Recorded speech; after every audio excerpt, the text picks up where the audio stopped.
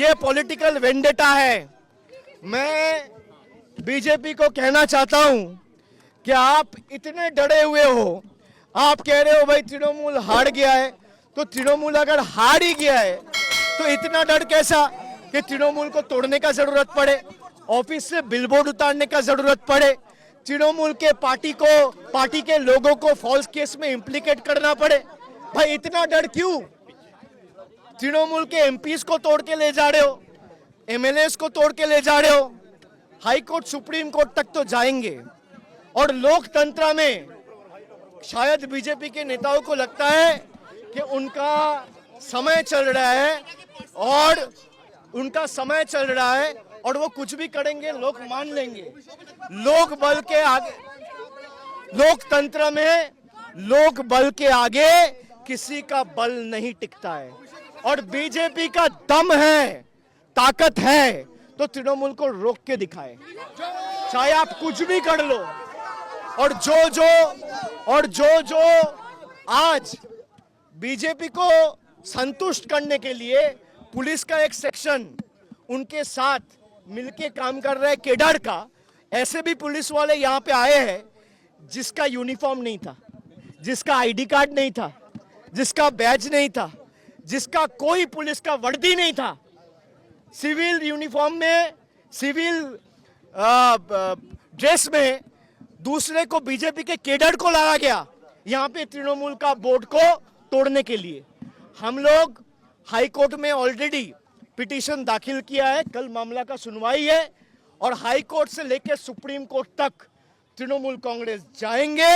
और जितने भी आधिकारिक संविधान के खिलाफ बीजेपी को संतुष्ट करने के लिए काम किया है, वो एक एक को तृणमूल कांग्रेस सस्पेंड करवाएंगे। देखते हैं कि संविधान का ताकत ज्यादा है या बीजेपी का ताकत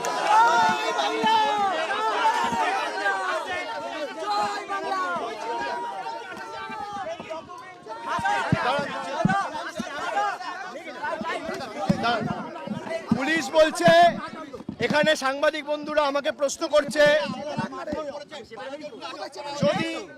যদি মারধর করা হয় তাহলে আপনাদের কাছে ছবি থাকবে। পুলিশের লোকেরা যে আমাদের মহিলাদের কাপড় জামা টেনে ছিঁড়ে দিয়েছে, আমি আপনাকে ভিডিও দেখাই, ভিডিওয় ধরা পড়বে কে সত্যি কে মিথ্যে কথা বলছে। এখানে আপনারা দেখুন,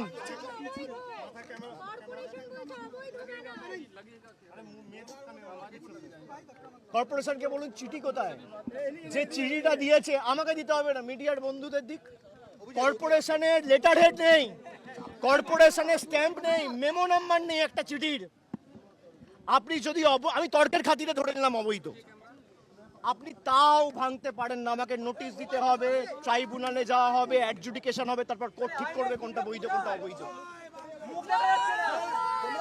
বিজেপি সব ঠিক করবে, বাংলার ভোটারকে বৈধ অবৈধ, কোন ভোট বৈধ কোন অবৈধ, কে কোন জামা পড়বে, কে কি খাবে, সবই তো বিজেপি ঠিক করবে। ভাবছে দাঁড়ান, আপনাদের একটা ভিডিও আমি দেখাই।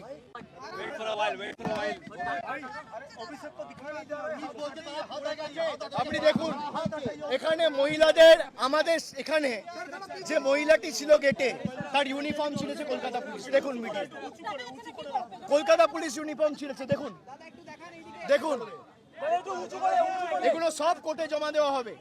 আমাদের একটা ছেলেকে কার্যত 7 তলার রেলিং থেকে ফেলে দেওয়া হচ্ছিল, তারও ভিডিও রয়েছে।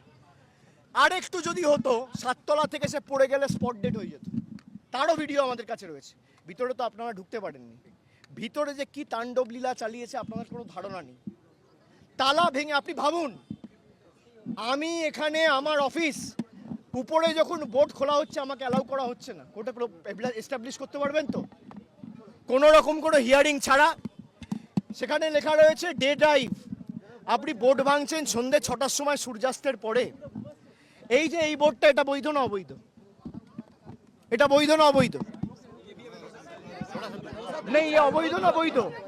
তাহলে এই বোর্ডটা থাকবে কেন? এখানে যে দাঁড়িয়ে আছেন এর মাথার উপর, গেটের উপরে এই যে বৈধ, এই যে বোর্ডটা রয়েছে, এটা বৈধ না অবৈধ? আমার কাগজ দেখাতে পারবে কেউ এর বৈধতা আছে? দাঁড়াও, আমার 6 তলায় একটা বোর্ড লাগানো আছে, খালি লেখা আছে অল ইন্ডিয়া তৃণমূল কংগ্রেস আর একটা জোড়া ফুলের সিম্বল, সেটা খুলতে আর সেটা ভাঙতে 1000 পুলিশ, কলকাতা পুলিশের যত ফোর্স আছে সব ডিপ্লয় করে দিয়েছে। তৃণমূলকে এত ভয় কেন, এত আতঙ্ক কেন?